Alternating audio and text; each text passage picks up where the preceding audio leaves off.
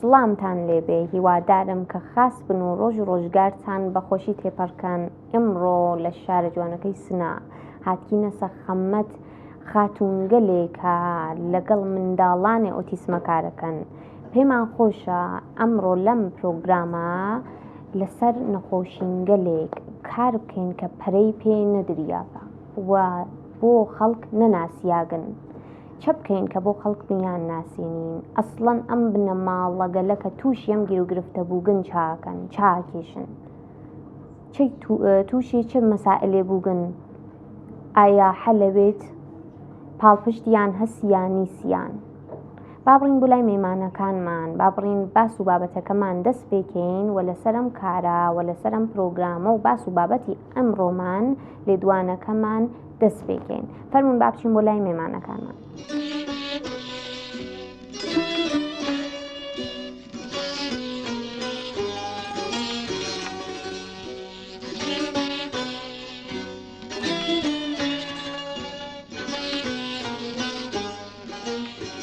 بەخێر بن خاتون. خوش بن، ممنون. سلام عرض دەکەم لە خەمەت کل بینەندەکانتانە. خۆشحاڵم کە ئاگاهی بەم بێتان لە مورد بیماری ئۆتیسم، مناڵگەلی ئۆتیسم کە جەدیدن واقعا لە نزل ئامارە و تێدادیان ڕۆژ بە ڕۆژ خەریکەس بەسەر ئۆتیسم نۆعی کە منداڵیە وانە؟ تۆشەکەن لە هەر ئامارێ بین پێتان لە ساڵ 2011 لە هەر 68 مناڵ یەک دانەی ئۆتیسم بە دنیا هات. ئەو لێ لە 2018 کە تەحقیقیان کرد لە هەر 59 مناڵ یەک دانەی بە مبتەلا بە ئۆتیسم بە دنیا هاتێ. ئەلانیش قەتەن ئاماری بانترە. لە چۆن یعنی چۆن ئەوێکە مناڵی ئۆتیسمیە؟ مناڵ دلیل قەتعی مبنی بەرە کە بۆ چه مناڵی ئۆتیسم بە دنیاتێ متاسفانە هەنووز ئەو کەشف نەوگە، هەنووز دلیلی قەتعی بۆی پێیانەوەگە. ولی خۆ ئامارێکە هەست ئەو تاقیقاتە کە ئەنجام بووکە دلیلی ئەسلەکەی ژنێتیکە، دلیل بعدی سن بانی مسنبوونی باوکوداییکە و استفاده لە ئازمایشگەلێ استفاده نەکردن لە ئازمایشگەلە غەڵبارگەریە کە قبلا متاسفانە قبلا خوشبختانە لە مەراکز بێداشتیە نووسی و حتما سێ مانگە ئازمایشگەلە غەڵبارگەری ئەنجاموە. ئیسا مناڵگەلێکە سەندرۆم بووە یا ئۆتیسمیە مشکڵاتی معلولگەری وای قابل تشخیص بوو. ئەلا متاسفانە ناجەدیدەن حەس بووکە ئازمایشە و یەکێ لە دلایل ئەوەی کچەکە خۆ قەتەن ئامارە چێ دەبان یەکێکی ئەوەسە کە مناڵگەلێ بۆ معلولەتی تر بە دنیاتێ مەسەق ناون. دلیل بعدیشی کە ئەکسەر باوکودایکەکان بدون ئەوەی کە ئامادەگی قبلی لەنزەر جسمی وەسن دایکەکە بۆ بارداری بێت، بدون ئەوەی کە چێکە ئەچێت باردارەوێ و بعدەن لە دەوران بارداری دووچار بیماری وەک مشکڵاتی و دەندان پزیشکیەوێ مەجبور بە ئیستفادە لە داروگەلی موسەکن خەویەوێ کە یەکێ لە دلایلگەلی ئیستفادە لە موسەکن لە دەوران بارداری شاتانی ئۆتیسم بێت. دلیل بعدیشی ناڕەسایی ئۆکسیژن چه لە دەوران بارداری چه حین زایمانە متاسفانە. جا ئۆتیسم چۆن خۆی نیشانات، چۆن بزانن کە مناڵەکە تووشیاری ئۆتیسم بووە؟ ئۆتیسم لە کشوەرگەلێ ئیسە پیشرەفتە باتەوەجه بۆ ئاگاهیگەلێک کە دایگیانە تاقیقاتێک و سەردەکە بووگە تا لە 2 ساڵێکی و قابل تشخیصە کامڵە. ولی متاسفانە لە شارێ وەک شار خۆمان ئیسە تاران خاستە و لە شارگەلێک گەورە خاستە و لە شارێ وەک خۆمان نامتاسفانە تا حدودێ 3 إلى 4 ساڵگی باوکوداییەکان دەرگیری ئەسڵ خۆی تشخیص ئۆتیسم ئەوەن کە ئایا مناڵیانە ئۆتیسمە بیشفعالە یانە دووشان مشکڵاتی ترە. تشخیص ئۆتیسم قەتعی نادرێ پێیان ئەوەسە کە شڕۆ ناکەن بە دەرمانی. ولی لە 2 ساڵگی و کشوەرگەل تر خۆ وێنی و ئاگاهیان داگە لە مەراکز بێداشتە ئاموزش ئان بە دایک و باوکەکان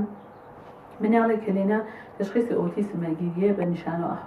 ئەحواڵیە و حاڵەتگەریە متاسفانە لە خۆمانە و باوکودایک بە بیشفعال و زرم و باهوش و نازانم مناڵێک کە فرە تەحەڕوکی هەست بۆ نیشانەگەلە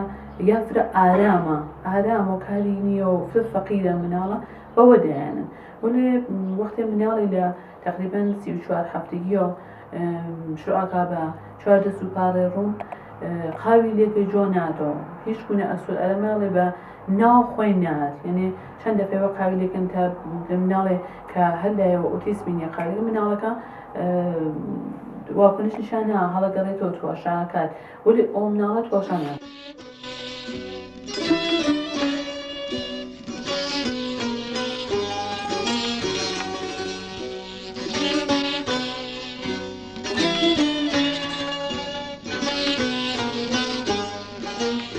بخير من خاتم سلام رزقكم رحمتانا رحمتان كيشا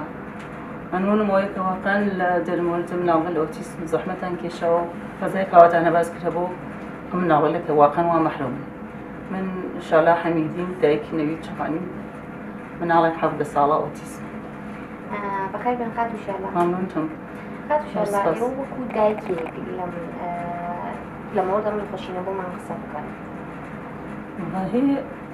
خاتم اگر بيجم ام شاقة الأوتيسم باسكين تشبيكين بدارك كي هزار شاقة يحس هاي الشاقة كي شاد بيجم ساعاتها درجة دلي قرأك بيجي ولا أي سمن بلاقان محدودي كم لبان وكبان من على كيفهم بان أمصام من على كيفهم كهام بلايانو أو إنها مشكل مع ناس متأسفانة لنا وجامعات زمانك أشين أبني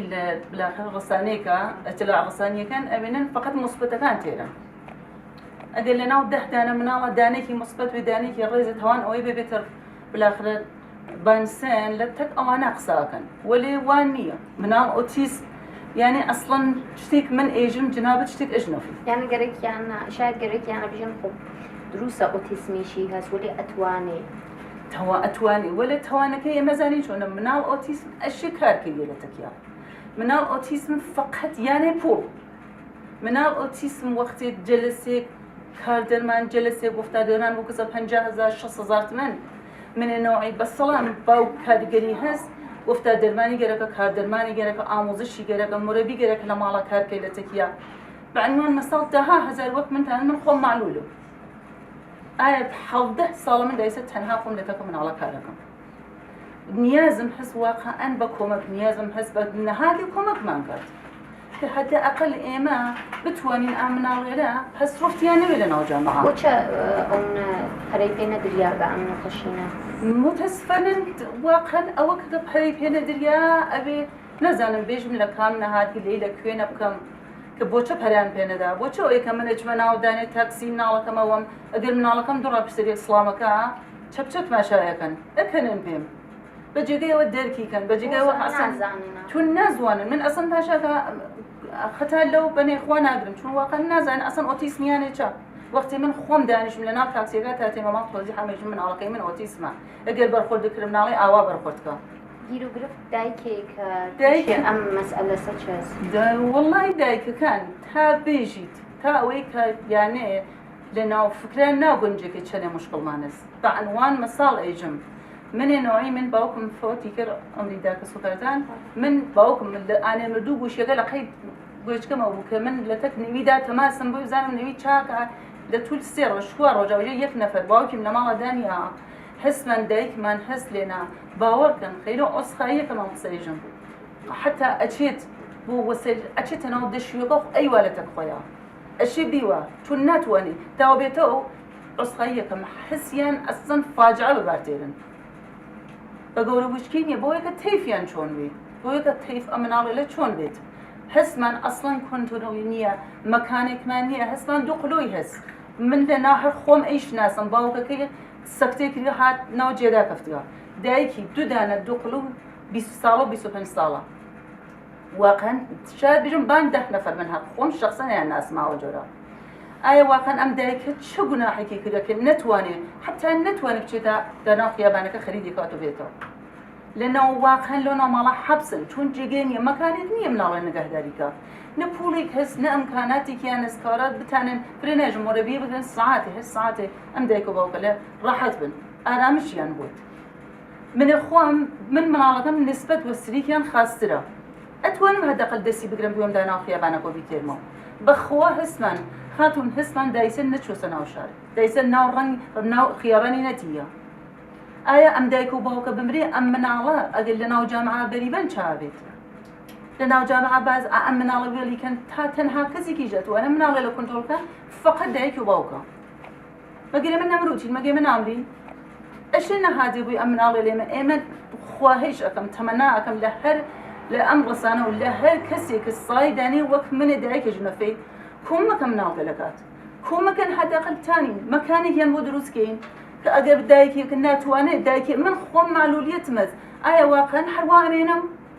کە بتانم واقعەن نەبیت خاوەنکەم مەکانێکمان بوو کە بتانین ئەم مناڵی لیانەتیان نگەهداریکەین فرێنە هەر ڕۆژێک هاوارە نگەهداریکەین ئەگەر گرفتار ئەگەر نەخۆش بوو هەستمان دایکمانست لە بیمارستانە بەستریە بەخوا بەعلەتەوە مناڵەکە هیچ کەنی بە خاوەنی کات هاتەسۆ ها لە ماڵە لای مناڵەکەیە پای شکیا پای لە سێ لاو شکیا ها لە ماڵە بەگاڵگێ مناڵەکەی واتە دەشوێتی ئەرکیان ها لەسەر شان دایکیانەوە ئەم مناڵگەلە ئەرە وەڵان دروستە باوکیش زەحمەتێکیشەوە وەلی فرەتری دایکە لە ماڵە فرەتی ئەرکیان ها لەسەر شان دایکەوە چێشت خواردن و ناخواردن یانجا یعنی ئەگەر بێژم 90% دیان من مناڵەکەم هەلعان سنیا لە 7 ساڵگە هەنوز نیازیستی کە دەودرم بێمەرەسیە ئەوەیجە تازە من 17 ساڵە لە تەکیا کارەکەم کە کۆنتۆڵی بێ لە بانتانەی سندڵی و دانیشی تانانەکەی خوات هەسمان بێڵی کە ئەسن ناپرسێ بەخوا هەسمان ناپرسێ ئایا ئەم غەزا تەمیسە لاخر ناتەمیسە هەر چەس فقط کافی بینیتە بەردەسی نازانێت واقعا نازانن نیازیان و ئامۆزش هەست فرێژمان ئەم مناڵگەلە فرێژمان هەست لە نەزەر ئامۆزش و خاصەوە تەرەقیان هەست وەلێ نیازمان هەست بۆ مادیات فرێکیان گەرەکە فوڵ فرێکیان گەرەکە چه ئەوەی کە مۆرەبییان بۆ بگرێشە مۆرەبی خاصیان بۆ بگری کە لە تکیانە کارکە ئەگەریش کار نەکەی لە تکیانە پەسڕۆفتیان است من خۆم 17 ساڵە لە تەک مۆرەبیەکانە کارەکەم تاوەپای ئەگەر کار نەکەی تەکیا پەسڕۆفتە وەعزیەتیان خراوترێت فرێشمانست لە زەمان کۆرۆنا و هاتکە دایسا فرە وەعزیان خراو بووە چون خانەوادەکانیان نێسیان پێشی هەستن مۆرەبییان بۆ بگرن لە ماڵە لە ماڵە کارکەن لە تەکیانە مەجبورن لە ماڵە حەبسیان کردووە متەسفانە سریە لە خانەوادەکانی جوان هەست خەرگین ئایشانەوە لە ناو جامعە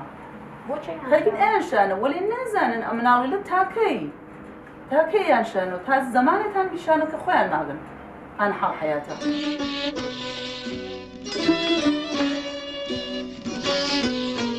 بەپێی هەندێک لە سەرچاوە تەندروستیەکان ئۆتیزم بریتیە لە شێوان و تێکچوونی شێوازووی هەڵسوکەوت و بیرکردنەوەی و پەیوەندیکردنی منداڵ لەگەڵ کەسانی دەوروبەر و ڕێژەی توشبوونەکەش لە منداڵێکەوە بۆ یەکێکی دیکە دەگۆڕدرێت. هەندێکیان نیشانەکانیان لاوازە، ئەم جۆرەیان دەتوانن بە شێوەیەکی سربەخۆ ژیان بەسەربەرن و هەندێکی دیکەشیان نیشانەکان یان ڕاستتر کاریگەری نەخۆشیەکە ڕێژەکەی زیاترە.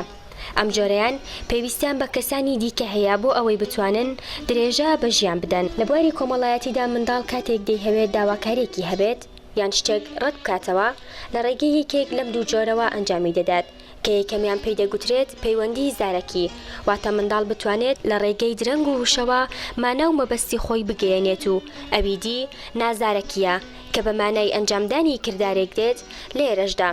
دەبێت بە تایبەت دایک و باوک زۆر شارەزایی ئەوە بن مەرج نییە ئەوەی نەیتوانی قسە بکات یان ئاماژە بکات تووشی حاڵەت یان نەخۆشی ئۆتیزم بوو بێت، بەڵام باشترین کارێک لەو بوارەدا ئەنجام دەدرێت ئەوەیە کە سەردانی پزیشکی پسپۆڕ و سەنتەرە تایبەتەکان بکەن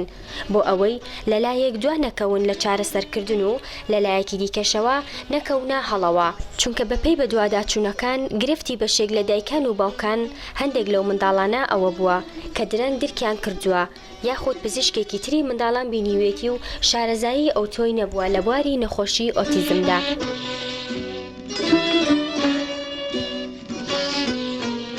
هاتو سوێلا بەخێر بێن. تشەکرەکە مەمنونە. خۆتان زیاتر بناسێنن.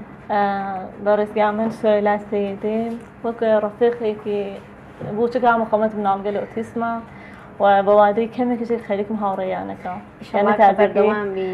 خۆش بن. ئێوە وەکو ڕاهێنەرێکی منداڵانی ئۆتیسم چەشت گەلێ فێرەیانەکان ئەسڵ لە چ بوارێک کۆتێکیانە کارەکەن؟ مهمترین مەرحەلەکە کارکردن لەگەڵ مناڵگە لە ئۆتیسمە ئەوەکە نەخۆی بەرقەرارکردن ئێرتباطەکە چۆن ئێمە چۆن ڕەفتارگەتێکی بتوانێت ئەو مناڵ لێمنا ڕابطە بگرێت لێمنا ئێرتباط بگرێت گوێ بگرێت بە قسەم. ئێمە توانین لە بواری ئامۆزشی ڕەنگەکانەوە ئامۆزشی شغڵەکانەوە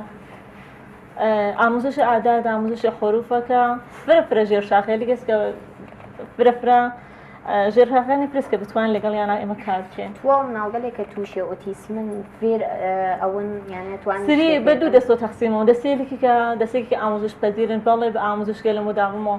ئەتوانین سرێکیی کەنا مۆتەسفانە کە ئامۆزش پەذیر نیەن خۆ ناکردێت هیچ کارێک بۆیان ناکردێتەوە فرەکەم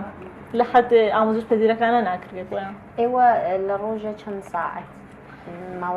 بەستە بە مناڵەکە کەفتکە مەسڵن لە دوو دقیقەوەتوانێت تا نەهایەتی 2 ساعتی مەتوانین لەگەڵ مناڵێ لە کار چون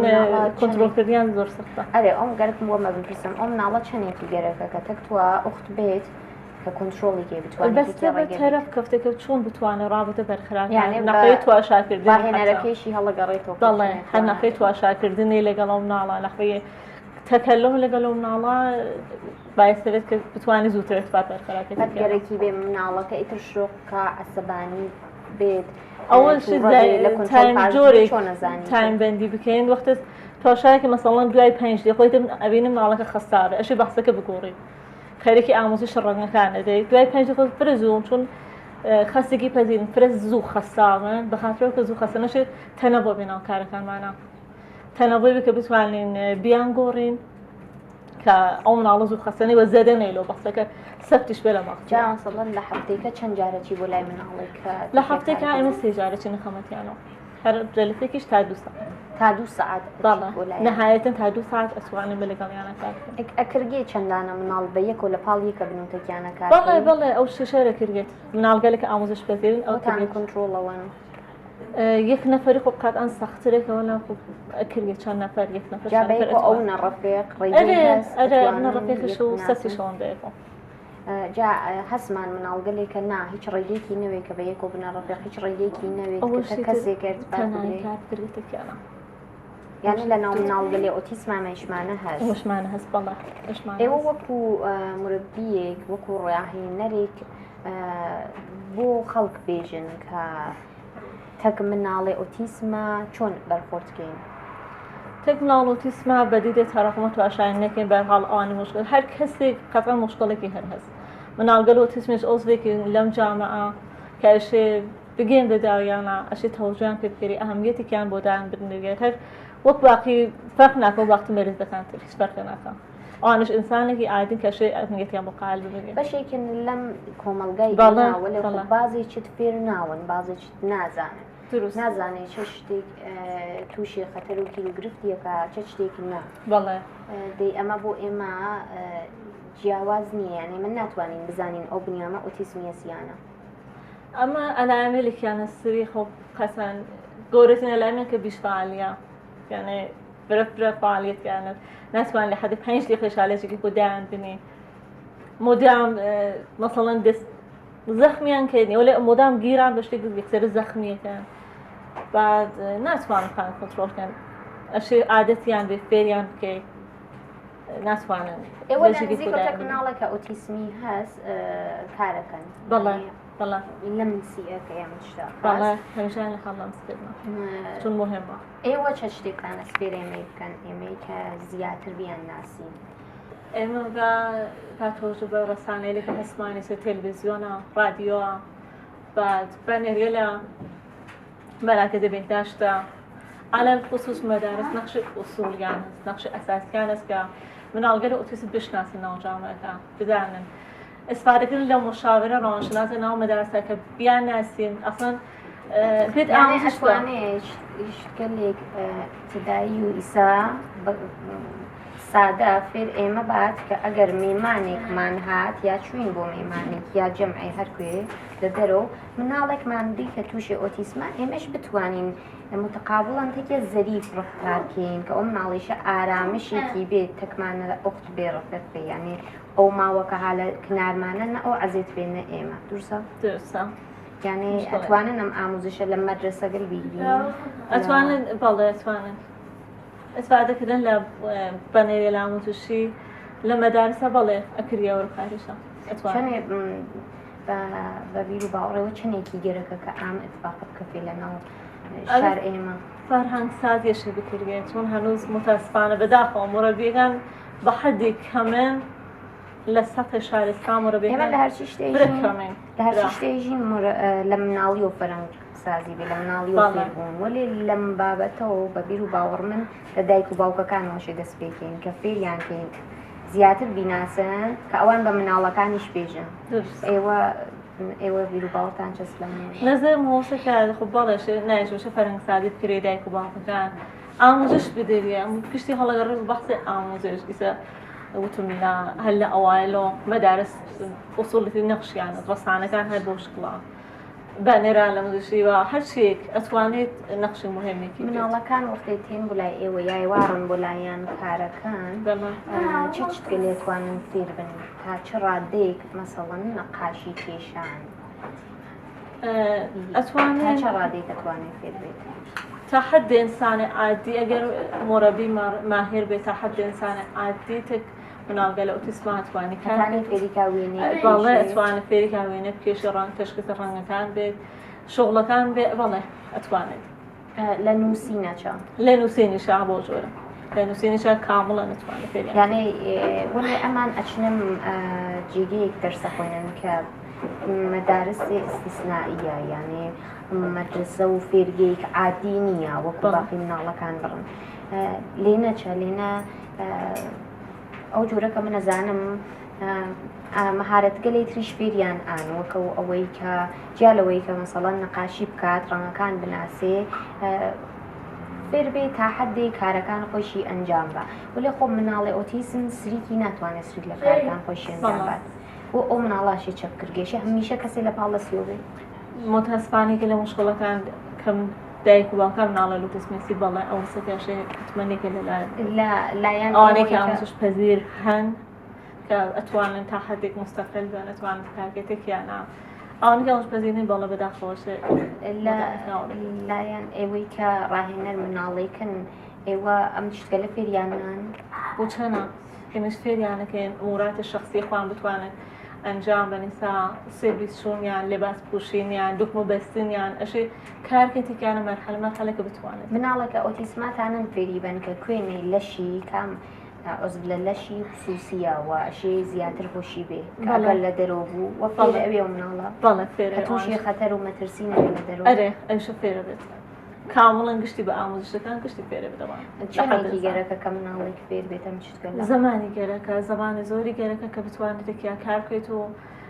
مەرحەلە فێریان بکەیت بەڵێ لە مناڵگەلی واقعەن هەر هەڵەقەن داخەن شلۆقیەکەن لە پای مناڵێک تر کە ئۆتیسمە ناشلۆقترە ئەو مناڵاشی چی پێ بکەی ئەو مناڵە چۆنەشی دەوای هەست یا بەدەوا و دار و قرس وەمانە ئەتوانێت کۆنتڕۆڵ بەیان نا لە حیتەی ڕاهێنەرە هەست ڕاهێنەرە توانێت لە گواریشە کۆمەکیکە هەڵەگەڕێتە بۆ هەردووکی هەم لە حیتەی داروە ئەشی داروگە استفادە بکەن خۆ بسری کەس بدون کە مشکڵی بیشفعالیان هەست ئەو کێژ مدام هانە هەمپاڵێدا خەڵەخەن و داخەن مشکڵ بیشفعالیانت خۆ بەشە حتمما سرێکمانەشی حتمما تحت نەزەری دکتۆر بن و دارو بسپارن و لە پاڵیش و حتمما مڕەبی ئامۆزشێکیشیان بدەن ئێوە بۆ دایک و باوکەکان چاکەن دایک و باوکەکانیش تا ڕادەیەک ئەتوانن لە دەرەوە گیر و گرفتی دەرەوە لە ماڵیان هەست کێشەی ئابووریان هەست ئیسە یا لە بین خۆیانە و بەرحاڵ خەساوێم دایکە یان باوکە بۆ دایک و باوکەکانیش ئایا کەسێک هەست کە کۆمەکیان بێت ئیسا فرەتر سەبور بن ئەو ئارامشە و هێمنایەتیە فرەتر پێیان با یا هانایان بات کە کەمێ زیاتر کە مناڵەکە ئارام بەداخەوە کەسێک نییە کە بۆ دایک و باوکەکان ئێستا مەرهەمێک بۆ زەخمەم دایک و باوکە لە متاسفانە هیچ کەسێ نییە لە حەدێک ئێستا وانە پیاتێکە دایک و باوکەکانیش احتیاجیان کەسەوە مناڵەکان نا بەداخەوە هیچ ئۆرگانێک هیچ سازمانێک هیلاک بووبن توش نەخۆشن گەلێتر بوون ئایسەوان کاتێککە دایک باوکەن احتیاجیان کەسەوە مناڵەکان متاسفانە هیچ کەسێک نێکە پشتوانیان بکات هیچ ئۆرگانێک هیچ مەحەلێنێکە مناڵەکەی نیم سابنێتە لایەنەوە کە بەرحاڵ ئارامشت بگرێت تەک مناڵگەلێ ئۆتیسمە کارەکەی چەت شتگەلێک و دیگە دووسێ موردمان بۆ بێژی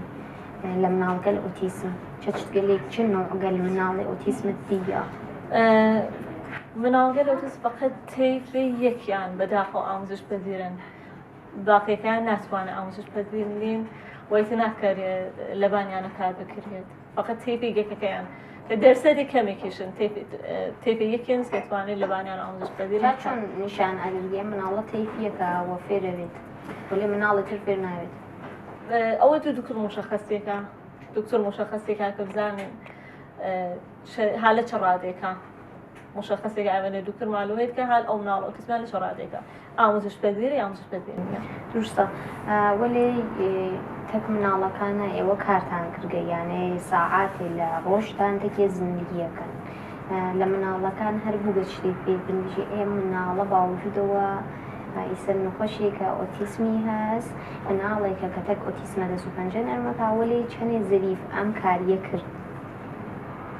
صدق مثلا كمناله كان أوتيسمتيان شيرينية كبامزدي كمناله كان أوتيسمتيان شايد كم تر لبي مناله كان ترى أصلا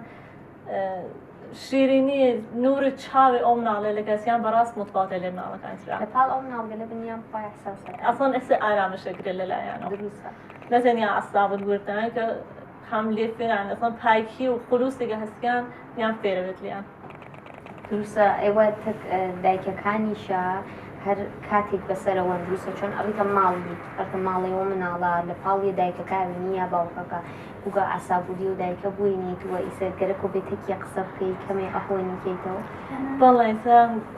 لديك كان شيء مقصاك نجل ما أين عبادة خير كنت من عطاء بوجورك هاركي بجورك سانيك بجورك آرام يعني كينو كبتوان بيشتر دوام بين كبتوان آرامش بيشتري كامل من عطاء يعني حركة توقف كرتا بيشست أنا أزوا بوجا بيجي تركمو كروجي كي تركنا كم حوصل الله يمنعنا من هذا أول الرجال وهدف الزندگی شلون بعنا مدانية جا اگر هالگری تو برو دوا باز مهرم کاره هلا وجودی دقیقاً چون بو که تو هاتی تناو کاری من نالانی اوتیسم وراهی من دست بکر با معرفی گوری خانم بنا و خانم حمیدی که من گوری انکر و من لم رجع خرام بگم ان شاء الله بتوان بهاری آنی شو بتوان موفق ان شاء الله كان مي وزيابي فقط اشتيك من بيرم لكتو او راهين نرجلي من او قلي اوتيسم هسمان فرمان هس يا كمان بداخل فرفرة كمان فرمان دودن فرمان تعداديان محدودة لا صفحة شارع وأويكا بيربون مدام يعني أبديت أو نوم بالله. أويكا كاركن تكون على كان أما شيء دورة كان على تارانا بن آموزش بينن وباتين كامل ناهرون وباتين شروب كان ضل ولا متأسف أنا بداخل تعداديان فرمان محدودة فرق كمان تون وخان ولا كان نيازيان هس وشا بوه هنا أصلا مردم أزانن كأتواني بيتم مربية من على أوتيسم يانا هر وقت بوي كانوا خشينا كل سري كانت رياقة مردم ونا ناي ناسم فريقنا درياقة وراهي نريفش يونبو مردم عشنانية والله راه نريش لي مربي بونش أنا عشنانية يعني مردم نازانن كأتواني بريد إساقر درسي درو ناسي تبينغا أتواني بري راهي بيتان راهي نبي منال أوتيسم. بله هروايا. أول أسوأ بوشكلا. ولی مردم نازانن. مردم نازانن. جاشی چپکین که مردم نازانن و. اطلاع رسانی بکریه تا. اطلاع رسانی بکریه لطریق رسانه کانو که فرحال بزانه مردم بزانه میتونی آشناسی. جۆرەکانی ئۆتیزم یەک جۆر نییە، شارەزایان پێیان وایە چەندین جۆری هەیە و بە دووریشی نازانن لە داهاتووشدا جۆری دیکەی بدۆزنەوە یان ئەوانەی ئێستا بخرێنە ژێر ڕیزبەندی ترەوە. بەڵام ئەوەی لە ئێستادا زانستی پزیشکی پێی بردەبێت دەکرێت بگوترێت چەندین جۆرن. یەکەمیان کلاسیکی، مرۆڤێکی ئاساییە، هەندێک جار ئەوانی زیرەکەکانیان زۆر زیاترە و وەک بەهرەدارێک دەردەکەوێت لەبەر ئەوەی چواردەورەکەی لە ئەستی ئەمدانین، دووچاری دوورکەوتنەوە و گۆشەگیری و تەنهایی دەبێت و ئەگەر ئەم حاڵەتەش نەخرێتە ژێر چاودێری و چارەسەرەوە کێشەکە گەورەتر دەبێت. دووەم، ئیسپرجە، توانای ڕێکخستنی خۆی نییە، هەمیشە بێتاقەدە و هەست بە خەمۆکی و بێدەنگی دەکات، بە دەنگەدەنگی ئەوانی دیکەش بێزار و بێتاقەت دەبێت و دەست بە هات و هاوار دەکات، ڕەفتارەکانی دووبارە دەبێتەوە. ئاستی زیرەکیان ئاساییە و لەگەڵ مرۆڤێکی ئاسایی گیان ناکرێتەوە. سێەم، سافاند، ڕێژەی ئۆتیزمی زۆرە، نیشانەکانی دیکەی وەک پچڕانی پەیوەندی کۆمەڵایەتی و پەیوەندیکردنی کەمە، بەڵام لەلایەنی ژمارە و بیرکاریدا زیرەکێکەی بێوێنەیە. بە تەنها سەیریکردنێک دەتوانێت مامەڵە لەگەڵ ژمارەی زۆر بکات و بۆ کۆکردنەوە و لێدەرکردن. ژمارەکە یەکسەر دەزانێت. زۆرینەی ئەمانە حەزیان لە ڕسم و بواری هونەر و هونەرمەندانە. بە پێوتەی شارەزایانی بواری ئۆتیزم چەندین جۆری دیکە و ساڵانەش چەندینی دیکە دەدۆزرێنەوە.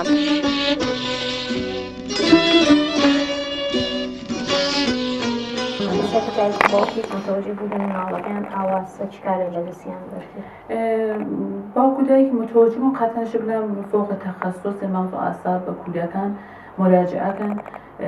بۆ ئەگەر واقعا فعالیەتی فرس ئەزیەتەکە بێقەراری هەست ئێشی هەست ئەشێ مراجعەکەن بە متخصص کە دارو مەصرفکە ئەگەر دارو ئەو ئێشوشتە کەم بێ بەڵێ چۆن مناڵەکانمان ئێمە لێ تقریبا 3 تەیفە هەست. تێفێکمان هەست فقط تامڵات اجتماعیان مشکلی هەست بەقەراری چشمی بەرقەرار ناکەن ئەو جوانان و ولی مشکلاتی یادگیریان نییە مشکلات کارگر شخصیفان ئەنجامان تێف دوومان هەست کە علاوة بەرەوەی تامڵات اجتماعیان دوچار مشکلە بەرقەرار اجتماعیان روابط اجتماعیان فراها خوارەوە گوشەگیری شەدیدیان هەست بێقەراری شەدیدیان هەست بیشفعال شەدیدن و ئەڕەن یادگیریشیان ناخوارەوە بە قۆڵەوە ناکەن خەتەر تەشخیص نانەسن تێفیسیش ماست کە خۆ جیا لە کنار ئەمانە متاسفانە دوچار تەشەنجی مداومەوەن هەستمان لە ڕۆژە 3 دقیقە تەشەنجەکە بدون یەکە متوجه بن وەک مناڵی سنیە کە شڕۆکا بە تابولێرز نا ئەسەن بە ئێستا بەتواشا ئێواگەن یەک لە حسابن ئەو مناڵە کولن هەنگە کات ئەسەن هیچ گوناهی دەستەکانای ئەو مناڵە پێلکیشێت هاتەکانای هات خەکە تەشەنجەکە ناوزێنخوات تەشەنجی کردەوە مناڵە خەکە تەشەنجی دەبێنێت لەو ئانەتەنا کارێک دەستێتەوەسەکە ئەو مناڵە تەکان بێ ئارامێکی درێژی بکێشی وەگەرنە کارێک بژن ناوەڵێ خۆشی دارو مەصرفە بایسەوەکە ئەو مناڵە تووشیاری زەرەری بێ لە ئیسە بەدەنیە لە لەشیە قەتعاً مناڵێکە تەبێعیش دوچار تەشەنج بێ فرە مەسائلی بۆ پێش دێ ممکنە هەتا نزێنەوە یادگیری و فرە مەسائلی بۆ پێش بێت ئەمانیش هەروانە هەرچی تەشەنج دێ ئەمە تێدادی بچێتە بەندتر خۆ لەزەر یادگیری و لەزەر فشار مەغزی و مەسائلگەر و بیماریگەری تری بۆ پێش دێەوە مناڵە تێفسیمەوەتون پێتەن جیا لەوەیکە ئیسە تێفدوەکەمان فرە لەنظر ئێحساسیە و حسیە و ئەسان ممکنە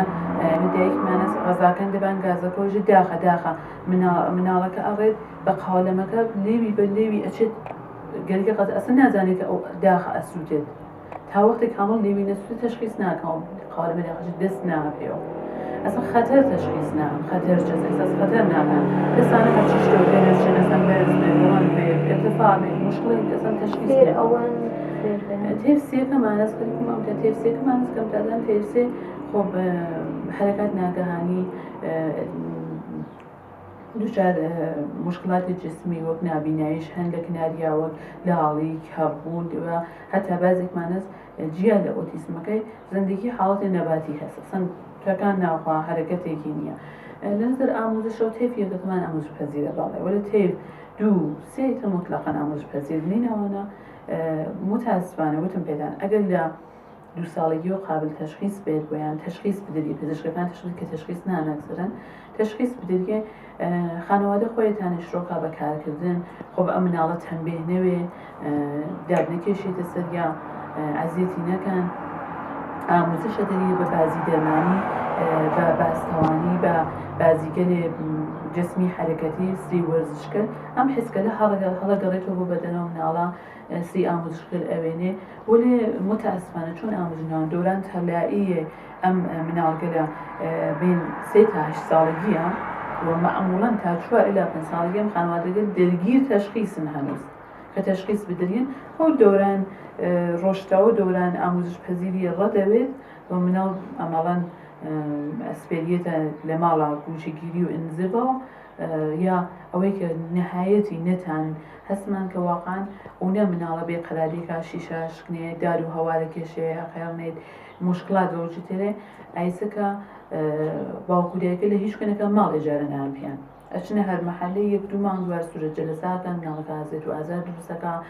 لێ باس ناکاتە بەری ئەچێتە بەر باڵکۆن شیشە شکنێک کەوش بەرتەکە مزاحمەتی جاتەکە بۆ ئاساکان مەجبورن بڕن لە حاشیە شارەکان حومەی شارەکان بە وجودی کە شارەت ماڵی چێنخراونەوێ بڕن لە حومەی شارەکانە ماڵ بکەن زندگیکەن یا ئەسەن مناڵەکەی دە تاوانێکی نییە باوکو دایکەکە ئانچۆنان شرایەتی دانێ بۆی خەستز تەرجی تاقی خاڵی کات و ئەو مناڵە ئەمنیەت سازی کات ئەو مناڵە ئیمەن سازی کات ئەو مناڵە بە فوم بە ستونەکانی بۆشنەکە ئەو مناڵە فقط بێت و بڕێت کە خەستە بێت بخەفێتەوە مناڵە هەستمانای سەر باوکەکە تا سعات 2-2:30 سیاسەکار سێ مناڵەکەی سوار ماشینەکە تا سعات 9 ناو ئەم خیابان ناو ئەم کێف ناو ئەودێش فقط چرخنێت کە ئەو مناڵە خەستە بێ بتانێ بخەفێت چون ئەو مناڵە وەحشەتیە سرێکیان ئەسەن جالبی وەزەکە ئێوە ناتان یەک دانە ئۆتیسم پێیاکەن کە شەبی یەک بن ئەین یەک بن ئەسەن ناتان هەمچین شتێ پێیاکەن هەر ئۆتیسمێ حاڵەتگەر شرایەتی خاصی خۆی هەست مناڵ هەست فرە گۆشەگیرە فرە ئارامە ئێمە منێوە بەدانیشە قسەی ناکە هەلو یادگیری چینیە وەڵێ مناڵیش هەست ئەسەن بە سایە من و ئێوە حەساسن ئەسەن بە ڕەنگەکان حەساسن بە سایە قەلبێک هە لە نزیکی و بێت لە 2 میتریۆ بێت وەسە بۆمبێکە منفەجریکەن ئەوە لە نزر شنەوایی و قەویە مناڵە مناڵمانەست ئەسەن قەب لە زەوەیەکە ئێوە خەوەردارن کە شاید سایقە پێش بێ ڕاتوبەرق پێش بێ ئەو لە چەند کیلومتری هەورەکانە سای تەشخیص ئاچێتنەوە ئۆتاق قایمەوێت کەنیشگەلێک کە تووشیارە ئۆتیسمن چە گرفتاری گەلێک بۆیان ڕووسەوێت ئەمانە لەنزر خانەوادێکی و کەوتم پێتان ئەگەر باوکو دایکەکان تەقریبان ئەوەتە 3 دەسە باوکو دایکی کە دڵان بە یەک و گەورەیان نەکەن بەرحاڵ بە هەر بەدبەختی و مشکڵاتی بوو لە ئاخری چۆتێن بە ئێمەش نژن خۆ ماڵێکمانە زندگیکمانەست ئێمە چە بکەین ئیسەکە لە مەرکەز نیگەهداریک نییە لە ئۆستان کورسانە ئێوە بێن مەسەڵەن بێژن پێمان ئەم ماڵە مەسەڵەن بکەین ناڵێتی کە مناڵە لەو خۆمان نیگەهداری بێ سرێکیش دایکەکە دۆز مەسەوەکە مناڵەکە تەشخیصەکرێ ئەزانێکە ئیتر خاڵێ ئەوە نییە کە زمانی مناڵی ئەزواجکە بڕێ تەحسەکە باو دایکەکە جێت لێ ئەچێت وە متەئەسفانە وەلی بیشترین ئامارمان لۆ نێزەرەوە هەستکە دایکەکە ئەسووتێ باوکەکە جێترێت باوکەکە بە ئیسا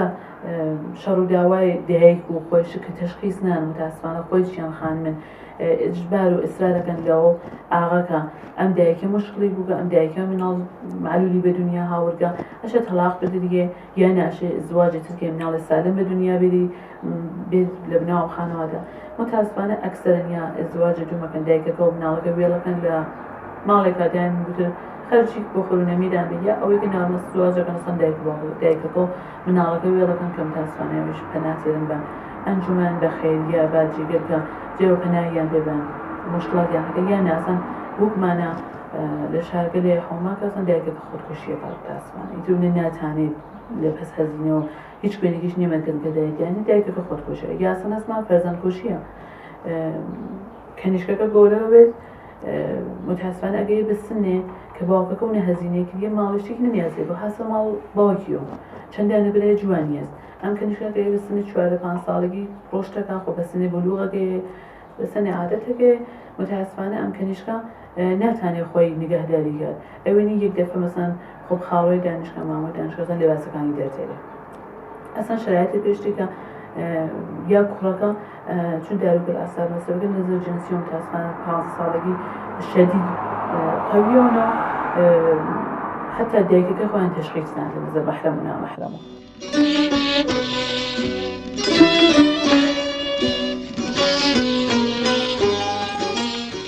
تێگەشتن لە نەخۆشیەکە زۆر گرینگە بە تایبەت چۆنێتی هەڵس و کەوت لەگەڵی یەکێک لەو کێشانەی کە سوکار هەیەە لە منداڵەکانیان تێناگەن و نازانن چۆن ڕەفتاریان لەگەڵدا بکەن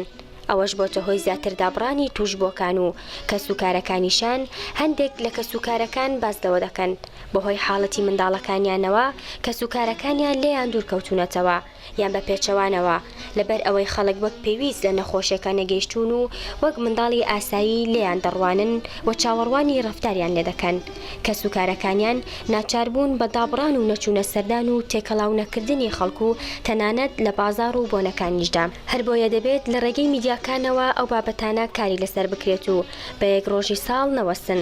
و بەدەم خەمی ئەو مرۆڤانەوە بچن کە گیرۆدەی دەستی ئەو نەخۆشیانن دەبێت کۆمەڵگا ئەوەندە هۆشیار بێت کە بزانێت ئەو منداڵانە خاوەن پێداویستی تایبەتن.